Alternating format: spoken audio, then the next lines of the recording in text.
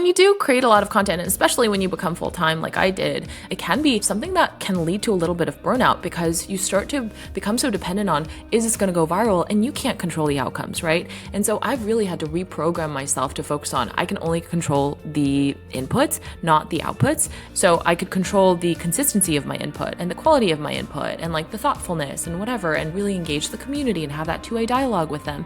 And so those are the things you can control. Yes, the variance leads to potentially burnout. Every creator, I think, if you create content long enough, eventually reaches some form of burnout, and then you have to figure out how to mitigate that. And I think one way to do that is to always shift the focus to, doesn't need to go viral to have an impact, right? Like, I actually think it's a stronger long-term strategy to not just chase the views, the virality, but instead cultivate really deep, engaged relationships with your core community, because they're going to follow you everywhere. They're going to want to meet you, and they're going to be down for anything that you put out.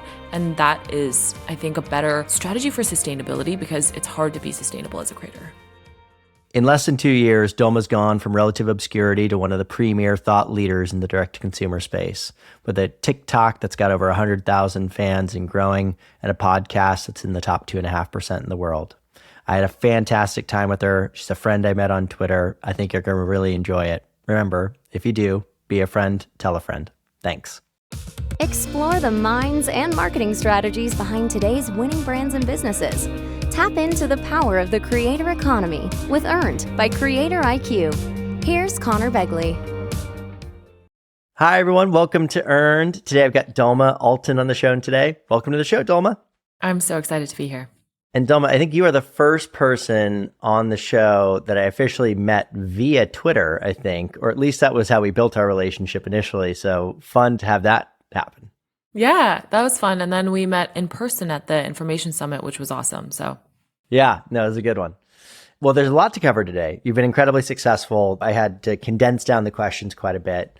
But just for those that don't know you, I want to start with one question on your history, right? Which is, you got the bug to be an entrepreneur in 2017, it's about 5-6 years ago, and then really became a creator about 2 years ago. I'd love to know what made you decide to become an entrepreneur and then a creator. Is this what you're going to do for the rest of your life, right? Number two. And then number three, maybe describe what your channel is a little bit, just so people have a good feel for it. So I think even in college and undergrad, I knew I wanted to do something entrepreneurial. I really liked the idea of being creative, creating something from scratch that could have an impact, also not having a boss. So I think I was drawn to all of those things, typical millennial. But I wanted to gain a little bit more experience in the quote unquote real world first, hence why I took my first job at Google and then worked with different startups after that, and then started my own fragrance business. So I think even before 2017, which is when I started my first business, a clean fragrance store, I knew I wanted to eventually get there, but I kind of wanted to build some experience first, build up my resume. And also I wanted to wait before starting a business because I wanted to make sure the idea was something I could really get behind, instead of doing that thing where you go, oh, I want to be an entrepreneur. I want to play the startup sort of founder game. So I'm going to try to come up with an idea. I didn't really feel compelled to do that because I'm somebody who needs to feel really jazzed by something to have the motivation to do it. So that's kind of the timeline of how I got into entrepreneurship. How I became a creator was sort of by accident. I call myself an accidental TikTok creator because in September of 2021, I was basically full-time bootstrapping my second business, which was a private community of nearly 2,000 women D2C founders with a membership and masterminds and all these different workshops and courses we would put together by bringing in outside experts like, Nick Sharma or Taylor Holiday or different founders. And I was working on that, and this was around the time that everybody was panicking about iOS 14. So my community was asking, does anyone know how to use TikTok as an acquisition channel? Because at the time it was still pretty fresh, pretty new. And I couldn't find anybody to teach TikTok for e-commerce or for acquisition specifically. People were just getting the hang of TikTok, even as consumers. And so I thought, why don't I just roll up my sleeves and start posting? And it was also a fun challenge for me to be like, I'm going to post every day for 100 days because I happen to be really afraid of putting myself out there and putting myself on video, which is so ironic because it's all I do now. But I was terrified. So for anybody out there who feels like, oh, that could never be me, you would be surprised at, just how much of a little push it takes to get over that fear. So that was what I started doing. And then 3 weeks into it, and by the way, I had been posting a couple times a day for 3 weeks, which in the scheme of things is not that much, but it's so funny because I became so demoralized because I was like, why is nothing going viral? Because I was so entitled. And also TikTok, it just seemed like everything was popping off left and right. And I was like, why are none of my videos popping off? And then I pivoted to talking about, so one thing I had wanted to create content about, but I didn't think it would be on TikTok was, I follow all this business news. I consume all this business content. I listen to all these business podcasts, but most of the stories are spotlighting men in tech, men in business. And I'm always like hunting for the stories about women. Even when I would listen to how I built this, it would be the Tatcha story that would be really inspiring to me. So I was like, why don't I create more of that content? And then I realized, wait, I can just do that on TikTok. It would make it actually a lot easier because it's just so seamless to create content on TikTok. So as soon as I started doing that, and then I combined it with the Kardashians because I was like, how can I make people interested in the business side of things? It went viral. To this day, that first video that I did around that, the first few videos, the second video that I posted with that theme is the one that I've done that has the most views, like 2.3 million. And I haven't surpassed that with my other videos, even the ones that performed really well.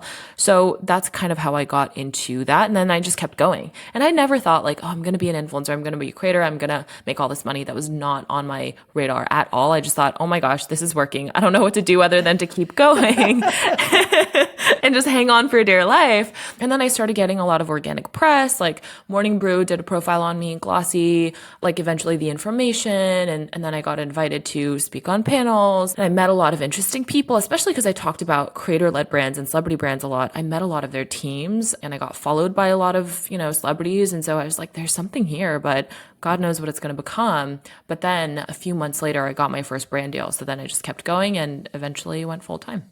Yeah, it's weird how you stumble into those things. I guess the kind of last question is this your career? Is this going to be, and again, who knows what's going to happen in 10 years, but as you look, say 3 years out, 5 years out, is this the plan for a while? I really love creating content and I've tried on a lot of different hats, right? I've worked at a big company. I've worked at a startup. I've had my own businesses. So I've tried different things on for size. I spent most of my 20s just kind of experimenting, which at the time I felt clueless and like I kept wandering. But now I feel like I've gathered a lot of data about myself and what I'm a good fit for. And I really do think that I love creating content because what I love is I love the feeling of I've stumbled upon an insight or I've uncovered some interesting tidbit and I'm sharing it with people in a way that's impactful for them or moves the needle for them. And that can be about anything, but for now it's about business. But I really love doing that. It almost to me feels like I've figured out a way to get paid to be this like scholar of the things that I find interesting. And I'm such a nerd and I loved academics, but I hate the structure of like regular academia. So for me, this is perfect. So I'm like, yeah, I could definitely do this for a while and the platforms might change, the formats might change and diversify and evolve. But I love doing this and I'm in it for the long haul. It's funny. I started doing this as well, right? Not to the degree that you do, but I was like, I'm going to start publishing and see what happens. This is, I think, in January. So like 4 or 5 months ago. And the impacts are wild, right? Like I'm getting 4 times, 5 times the reach of our company channels, which have significantly more followers. I've been doing this for years. But to your point on the getting paid to do research side of things, like in order to create interesting content, I have to dive in and find something that is interesting, right? But it ends up providing so much material for me as I have other conversations. Like I reference so much of what I'm creating when I'm talking to someone, and it gets referenced so much internally by our team now, like in their conversations, that it's fascinating, right? It's this total side benefit that occurs, which is hard. It's hard to create good, interesting content on a consistent basis. I love that side benefit of it. Totally. And also, I have been surprised at how much you can glean when you really do a deep dive onto a founder or a creator or a brand, company, versus even if you spend a lot of time consuming a lot of random Twitter business content or business news, right? Or if you're reading Bloomberg and, Wall Street Journal or whatever, you get bits and pieces, but you're never able to really, really go that deep because it's just this breadth, but not always a lot of depth. But when you intentionally choose to do a deep dive on a few of the biggest players in a specific industry, in my case, it would be D2C, you actually end up learning so much more and connecting a lot more dots than you would be able to otherwise. That is the most rewarding part of the pursuit, because you're just able to see so much that other people don't see, even if they're in the industry, because not everybody has time to spend a week learning about Glossier. So Exactly. Well, and that's also why people want to follow the videos, want to read your content, etc. It's like doing this interview with you, right? I'm spending a few hours looking at your content, Oh, God. listening to your podcasts, etc. And now there's no way I could consume all of them. There's way too much stuff, but you get a lot of depth there. Let's talk about your channels a little bit, right? So what you find with most creators is that there's a small number of channels where they really focus because of their audience, because of the type of content they have, etc. For you, that's TikTok, Twitter, and podcasts. It feels like those are the three channels. I'm feeling like we should lead off with TikTok, mostly because that's one where you've got the biggest audience. It's where you got a lot of specialization. So one of the things I'd like to dive into there is what you mentioned on our first video, got 2.3 million views, and I've never even really gotten back there, right? And if you look at TikTok, you have this much wider variance in performance of content. And I actually mapped your content. So it's like 80% of your videos were in the thousands of views. 18% of them, so it's 35. If you were to look at the last 200, 18% were in the tens of thousands, 2% were in the hundreds of thousands or more. So talk to me about, like, from an emotional and mental perspective, the challenge there, right? It feels like you're kind of like hunting for gold, you're mining for gold, you're looking for these nuggets. How do you cope with that? What are the challenges there of like not knowing how a particular video is going to do? I think this variance in performance is to some extent an attribute of social media in general and of these content platforms, but I think it's a lot more exaggerated on TikTok because the variance is a lot higher. It's a lot more unpredictable sometimes, it feels. And basically every other creator I've talked to, and a lot of my friends are creators at this point, they all sort of like have some version of, oh, sometimes I'll do a throwaway video, it'll get millions of views, and sometimes I'll spend days or even weeks on a video and it'll flop. And I think we've all experienced that, and it's so exasperating. It's so frustrating. It feels like banging your head against a wall because you think you figured out the formula and then it doesn't work. And so that can be frustrating. It can also incentivize you to keep creating content, which is why I think TikTok almost gamifies that experience a little bit. It's like being at, you know, when you get off your plane at the Vegas airport and you just walk in and just like slot machines everywhere. And like when you walk into a casino, there are like people who are like zombies just like pulling on the slot machine. And you're like, have you had water in the last 10 hours? So that's sometimes, okay, well, this is not very inspiring for anyone who's thinking of creating TikTok content, but It's a good way to limit your competition. yeah, exactly. It's all strategic. But you know, when you do create a lot of content, and especially when you become full-time like I did, it can be something that can lead to a little bit of burnout because you start to become so dependent on, is this going to go viral? And you can't control the outcomes, right? And so I've really had to reprogram myself to focus on, I can only control the inputs, not the outputs. And so I'm going to try to control the inputs. And as far as, you know, these days I'm creating more podcast content and I'm on Twitter more. So I'm less consistent on TikTok, to be honest. But, you know, in the beginning I was super consistent and I was publishing at least one video a day, and a lot of research went into them. So that was no small feat. So I could control the consistency of my input and the quality of my input and like the thoughtfulness and whatever, and really engage the community and have that two-way dialogue with them. And so those are the things you can control. So I think, yes, the variance leads to potentially burnout. Every creator, I think, if you create content long enough, eventually reaches some form of burnout. And then you have to figure out how to mitigate that and how to manage that and how to not quite fall into that trap. And I think one way to do that is to always shift the focus to, doesn't need to go viral to have an impact, right? Like, especially once you build that community who loves your content anyway, they're going to be seeing your stuff that doesn't pop and they're going to really appreciate that. And so I think not only does that help with the mental health side of being a creator, but honestly, I actually think it's a stronger long-term strategy to not just chase the views, the virality, but instead cultivate really deep, engaged relationships with your core community, because they're going to follow you everywhere. They're going to want to meet you and they're going to be down for anything that you put out. And that is, I think, a better strategy for sustainability, because it's hard to be sustainable as a creator. Yeah, it's the 1,000 true fans model, right? Like where you just have much deeper relationships that are more valuable rather than surface level relationships. Yep. So you talked about community building there. What is that for you? Like when you say community building, what does that mean? It's almost like really knowing who your audience is and having that sort of like avatar in mind for who you're creating for, who's sort of the archetypal follower that you have and that you enjoy creating content for. Who is that person? How can you create content for their needs and what they're thinking about and what's maybe keeping them up at night, or what's entertaining to them, or what's funny to them, or inspiring to them, or informational for them. So I think it's creating content for them and also maintaining that two-way dialogue with them. Like you kind of referenced before, I'm not very active on Instagram as far as posting to the feed or whatever, but I do have a lot of like conversations in the DMs with my followers because it's harder to have that on TikTok just because of the way it's designed. And so my 1,000 true fans, or a couple thousand of them, have followed me over at Instagram, and I talk to them all the time. And I often joke that the best way to get a response from me on any platform, no matter who you are in my life, is to DM me on Instagram, because I'm very bad at responding to text. I'm very bad at responding to email. I'm bad at basically every kind of response on the internet other than Instagram DMs, because that's where my followers ask me the most questions, give me the most feedback. And so I like really love having that conversation with them. And so I think it's just about that and like the ripple effect of that. And then they'll share my stuff with like their followers or their friends or whatever.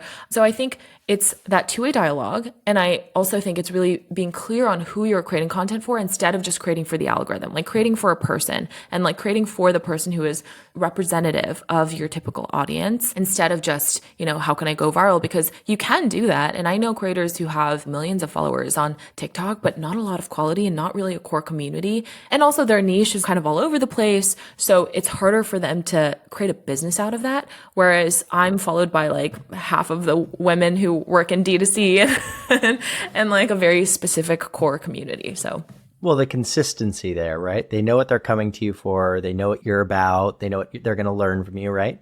Yeah. And so I also think this two-way dialogue, obviously it occurs in the DMs, which I think the DMs are a fascinating concept in that it feels like they're replacing text messages for a lot of people, right? Like it's fascinating to see that become the primary messaging platform for a lot of people. But I think both the private interactions, but also the public interactions, right? Like I think one of the bigger missed opportunities is like, it takes a lot to put yourself out there, to your point earlier. And so if I go onto a creator's photo and make some comment, like most people don't do that often. And so when they do and you interact with it, it's a really special moment as well. And I think you do a good job of that. So you talked earlier about like, you feel like you figured it out and you put something out and it doesn't work.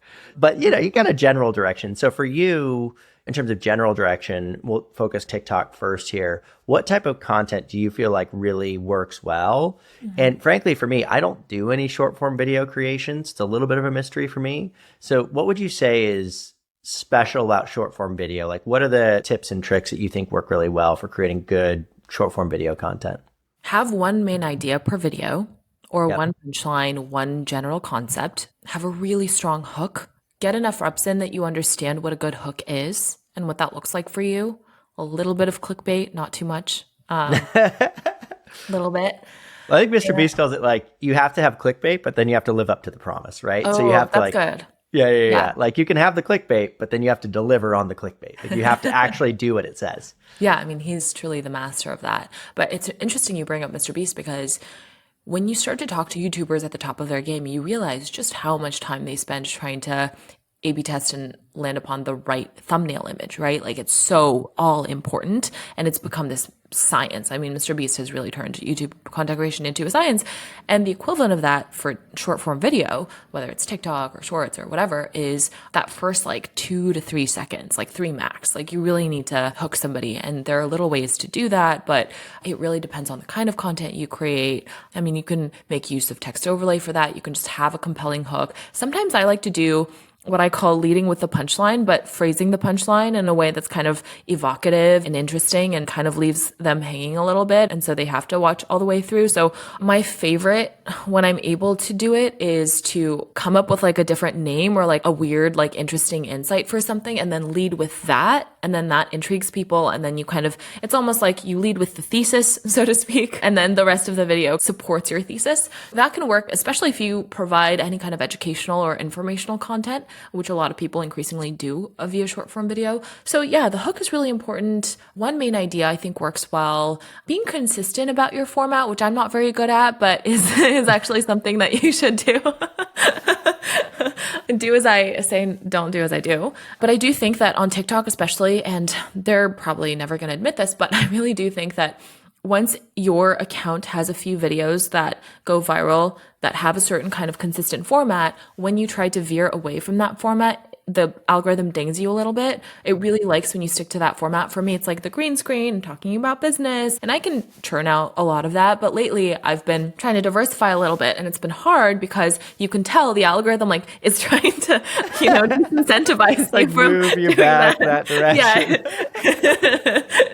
It's like really like keeping you in your lane. But going back to this idea of you have to make it sustainable for yourself as a creator and you can't burn out, a lot of creators, especially on platforms like TikTok or whatever, they end up getting really boxed into a certain sort of niche, and then they want to diversify from their niche, and it's harder to. But I think if your aim is longevity as a creator, then I do think it's actually good to resist the urge to just do what the algorithm is rewarding you for, because you're going to box yourself in a very narrow way. And also the other thing is like once something starts to work, there are a lot of people who are going to start to copy that format and that style. And that's happened for me. Like nobody was doing these, let's do a brand breakdown. Let's do a case study. Here's a green screen. Let's talk about D2C brands or like women in business or whatever. Nobody was really doing that before because TikTok was still kind of nascent as a platform. But now there are a lot of accounts that do that. And it's awesome. And it's amazing that there's so much great educational content out there.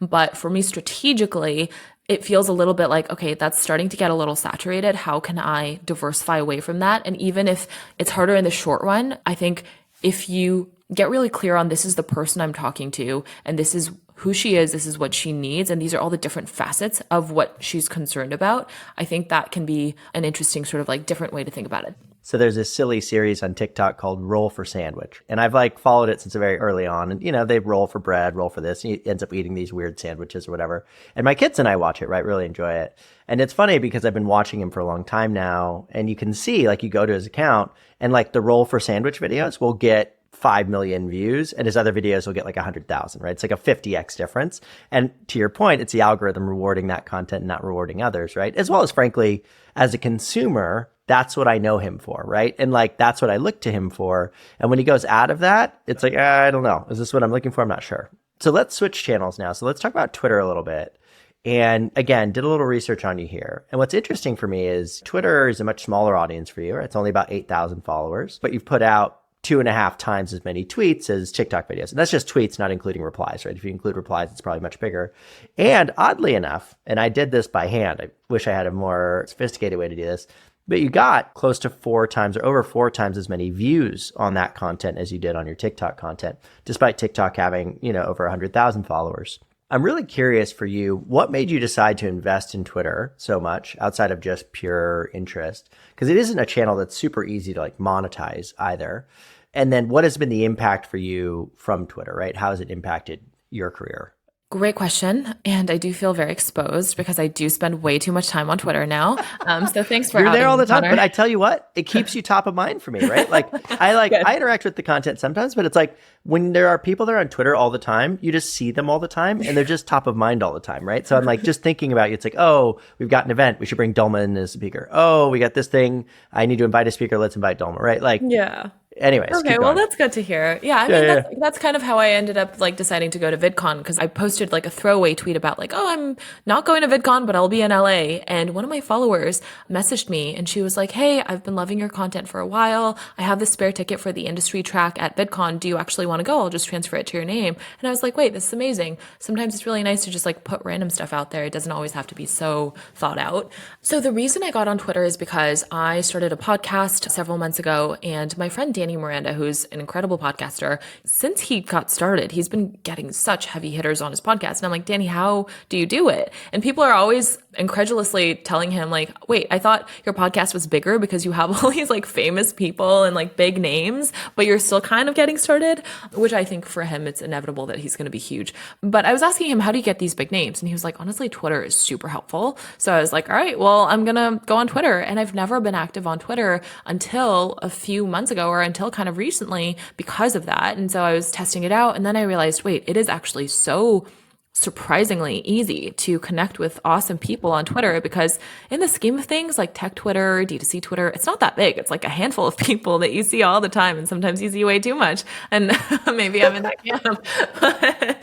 But I was like, wow, it's actually really helpful for landing great podcast guests. So that was part of it. So going back to my overall, like, do I think about being a creator long term? How do I think about TikTok versus podcast versus Twitter? My long game is the podcast. And I really want to double down on that. I love long form content. I love doing this. It's just so much more fulfilling for me, honestly. And short form video is great top of funnel, right? But if I want to double down on the podcast, then what does that look like? I need to be on Twitter. I need to be connecting with people on Twitter. I need to be thinking about what content does well on the podcast and then trying to reverse engineer the TikTok, which is why I've been kind of diversifying my TikTok content lately, even if the algorithm is kind of dinging me for it, because I do a combination of things on my podcast. And it's interesting because my solo episodes and my interviews get roughly the same downloads and listens, but the feedback that I get on the solo episodes are an order of magnitude more enthusiastic, more grateful, more positive. People are like, oh, I loved your interviews and I learn a lot from them. But with the solo episodes, I mean, it's just so different. So I realized, I need to double down on that. So now I need to start posting about more of that kind of content on TikTok. My TikTok strategy increasingly and my Twitter strategy, even though it seems basically like I'm mostly shit posting, is they're both designed strategically to amplify the podcast and to like support the podcast. And it has been really helpful for that. I love Twitter a little too much. So what's funny is we started this podcast, 2 years ago, and have only done interviews. And our team had asked me like, hey, we kind of want you to like go on and just talk, just like, give your opinions, etc. And I had resisted it. And in preparation for this interview, I listened to a few of yours, listened to the one reflecting on the 100 episodes in 100 days or whatever. And it was great. Like, it was really nice to just listen to you talk. So maybe we should be doing that more. Yeah. Because in a way, you don't really get that sort of like pure form of like the host's mind and their thoughts and their perspectives unless it's a solo episode, right? You kind of get it in bits and pieces, but when you're interviewing someone, you're spotlighting them.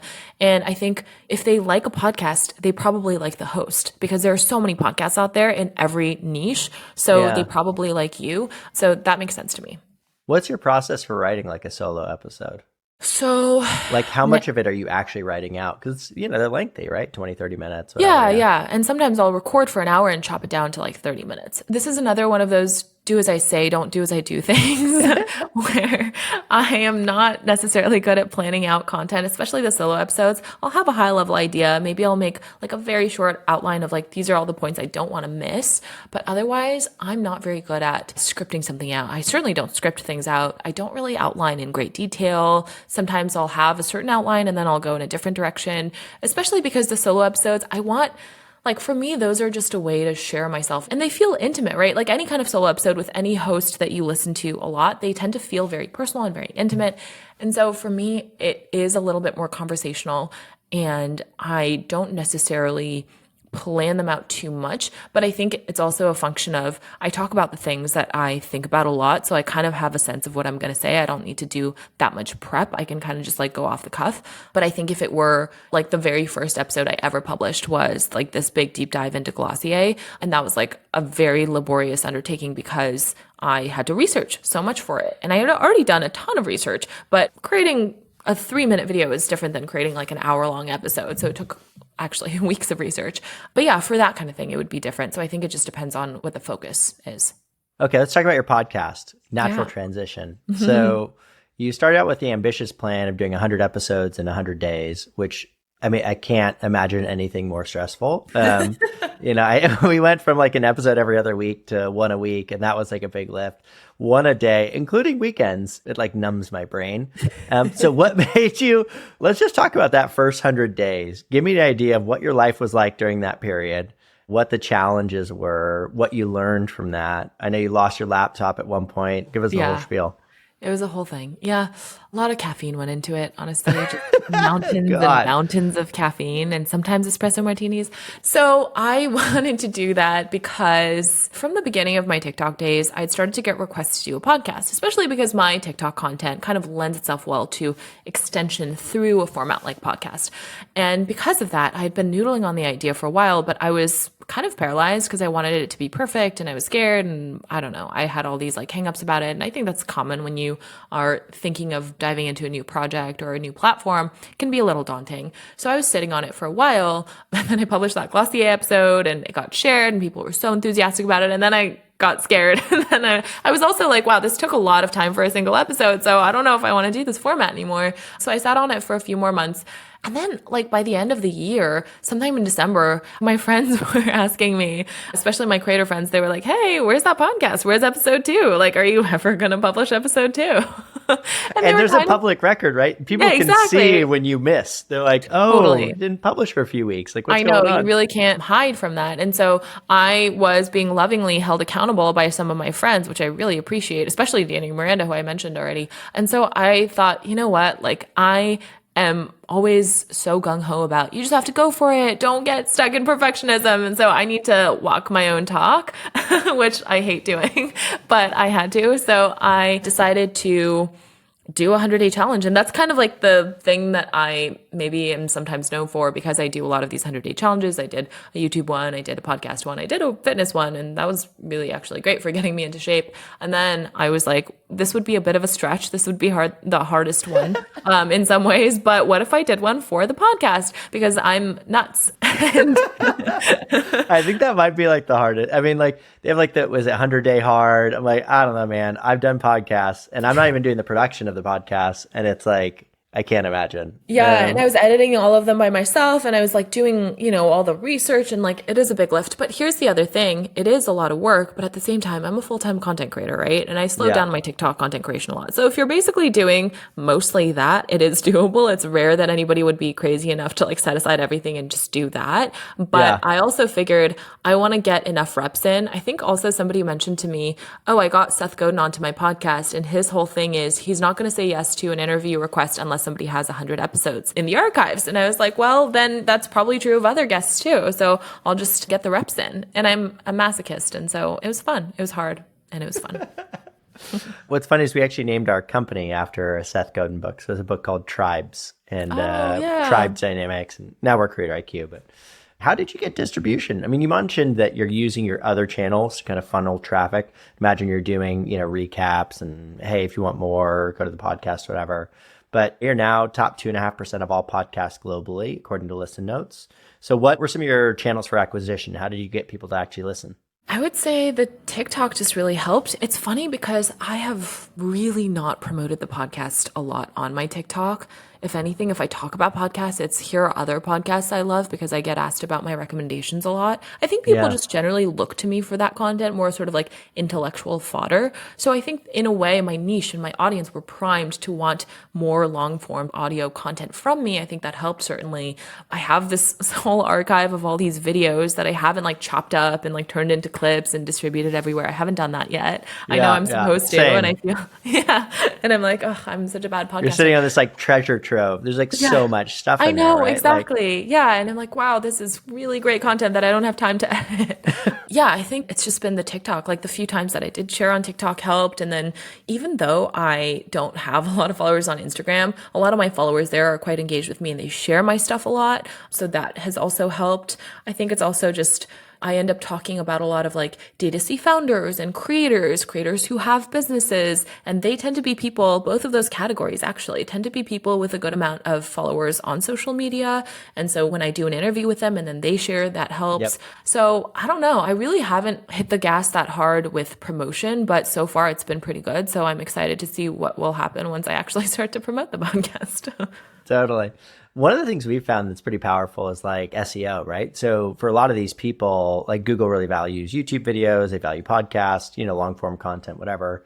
And you'll find that for a lot of our guests, like it's showing up on the first page of Google when people search for them. Although they might have a large following and they share and that impacts, I think the SEO is actually quite powerful. Let's talk a little bit about content creation, right? So you'd mentioned like, this is what you're doing full time. Even with that, there's so much more you could do, right? You could edit, and you could do this. There's just like infinite amount. I think that's why people get so burnt out creating content, because there's always more that you could do. One of the things that I'm thinking about right now is, okay, how do we scale this up, right? So it's working for me. It's working for us as an individual. But like, how do I increase the volume, increase the frequency? And I think one of the biggest challenges, like, I haven't found a way to get other people to help me create interesting content. For some reason, it's just not as good. I don't know. Or maybe I'm just picky. So have you thought about that in terms of how do you start to outsource outside of the production side, some of the actual content itself? And how are you thinking about, as this builds up into more of an organization, what that structure looks like? I think there are a lot of different ways to think about it. I think people sort of outsource a lot more of it sometimes in the beginning, and sometimes people take a little longer to outsource. And I have barely done any of it because I'm a control freak. But also, for me right now, it does feel kind of manageable. It does feel somewhat manageable to be focused on the main platforms that I'm focused on, the podcast, sometimes TikTok, sometimes Twitter. That feels doable for me right now. And also, I think the way that I'm thinking about going back to this idea of a long game, or how I want to think about this long term, like I'd like to eventually build sort of like an organization around me that is really bought into the ultimate mission of speaking to this sort of professional, smart, curious woman who is ambitious and wants to learn about all these different things, and mainly is interested in these kinds of industries, but also maybe cares about personal development. Like, how can we create all this content that would serve her life and advance her ambitions and her growth? And I think about that. And then when I reverse engineer from that, I always land on like anybody I bring in, I really want them to be part of this like organization that we're building together, this like company that we're building that has that mission, instead of I'm just going to outsource to, all these different random people. There's probably an opportunity still to do a lot more of that than I am. But to me, that even feels like a bit of a lift right now. And I'm like, I feel daunted by finding the right agency for that, or the right freelancer, or the right VA in the Philippines for that. So I'm kind of sitting on that a little bit. One thing I will say is I tested out a newsletter, and I outsourced the content creation of that to somebody who was really good at it and really understood sort of like what the overall feel we were going for was. So that was really helpful, because the reason I started that Substack is because I wanted to stay top of mind for people, because there are so many podcasts. So sending them a little reminder, hey, here are the episodes we did. Here are the takeaways. If you want to dive in deeper, like you can listen here. So that was kind of the gist. It was summarizing a lot of what we did on the podcast. But the great thing about that was getting the emails of the people who really like are avid listeners of the podcast, because then this is where they work, this is what they do, and it's like, oh cool, like this person listens to my podcast. So that was really helpful, especially when you start to think about, okay, like sponsorship packages and whatnot, right? So how do I outsource? I don't outsource very much. It's ironic that I'm a short form video creator, because I'm like so verbose that you just have to cut me off. So you mentioned monetization there, and we'll kind of hit this topic last before a fun end of show question. How does that pie split up for you, and how do you expect that to change over time, right? If your channel continues to grow and you continue to get bigger, what's the big pie, right? Like in consumer, it's like, hey, I launched Rare Beauty. Rare Beauty is doing $100 million, right? Or I launched my own brand. What does that look like for you? Like the big monetization eventually? Would like for it to be podcast. And when I think about podcast, I think I am in a bit of a place where I'm trying to figure out, do I really want to double down on like the business and the D2C and the businessy side of things? Because there are a lot of great business podcasts out there, but I think my TikTok following is a testament to the fact that women also like to consume content from like similar voices, women. There aren't a lot of female-led business podcasts out there that are big. So that's one. And then I don't know what this would look like. I actually met Sam Parr recently at LA Tech Week, and I was asking him for advice about this. But I love that they do in-person events, and he was like, they're so hard, they're so difficult, they're not very profitable, but they're worth it. And you should do it. He was like, you basically have to be an entertainer on stage. And I was like, that sounds horrifying. I changed my mind. And he's like, no, do it. So I would love for there to be this like more in-person component, because I already organize a lot of these like dinners and events. I love bringing people together in real life. So if the podcast gets to a point where there's a critical mass of this like really active, engaged community, how can we bring them together offline, online, and become almost like omni-channel? So I would love to do that. And I don't know what the monetization looks like for that, but that would make me really happy as a creator if I have like a robust platform that can do those things in 5 years. Yeah, absolutely. I had this really fascinating conversation, a guy named Craig Fuller. So he's a sister portfolio company of ours, and he runs a company called Freight Waves, right? So Freight Waves, and the way it got described to me is like, oh, it's a half software company, like half media business. I'm like, what does that mean? And so I got introduced to him at this dinner, and then had such a good conversation with him. Like, I'm flying, they're based in Tennessee. I was like, I'm flying to Chattanooga. Like, I'm going to spend a day and a half with you. Like, I want to understand what this is. And functionally, business is like half Bloomberg terminal on like freight, like trucking and whatever, right? And the other half is like a full editorial business, like covering the industry, covering the whatever. And like 5 or 10% of it will integrate their data, but 90% of it's just like actual, like serious journalism. And they keep them very separate. They once wrote a piece about the president of their largest customer doing drugs on Snapchat with his son. And like, they did that story about their largest customer, right? Like that's how separate the two businesses are, but it ends up driving, 90% of their revenue or inbound leads to their software business. And his thesis is that media businesses are incredibly undervalued and under-monetized or incorrectly monetized. And so he did this similarly he bought a magazine called Flying Magazine. It's this #1 magazine for pilots. He's a private pilot. They made no money. He bought it for super cheap. And then what he did was he bought 3,000 acres in Tennessee, started a flying community, used the magazine to drive people to that community, bought the lots for $2,000 an acre, resold them for $600,000 an acre. So he's going to make $80 million on this.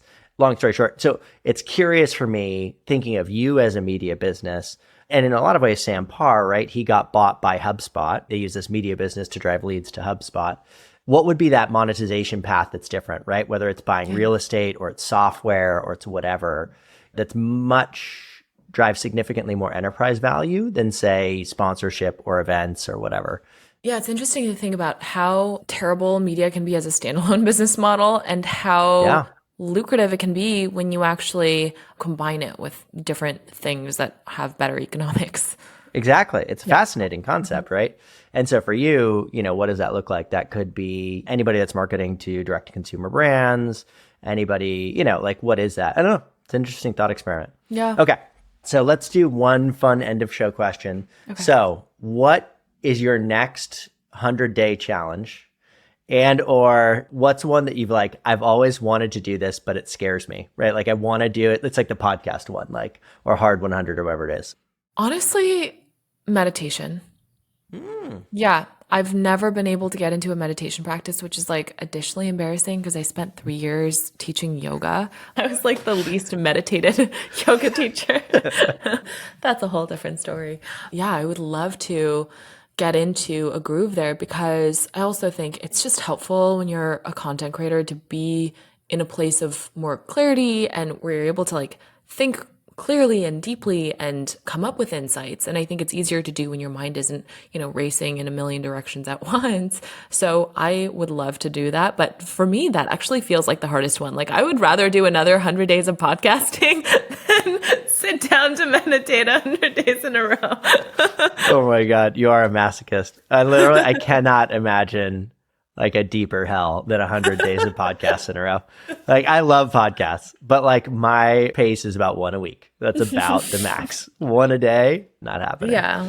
Well, I had a great time. I'm so glad we got to know each other and so impressed with your success and excited to see what you continue to do. Excited to work more in the future. Get you at our event. Thank you. I'm excited. Awesome. All right. Bye, Dulma. Bye. Be a friend, tell a friend, and subscribe. Earned by CreatorIQ. CreatorIQ is your all-in-one solution to grow, manage, scale, and measure your influencer marketing program. Ready to unlock the power of the creator economy? Get started with a demo today at CreatorIQ.com.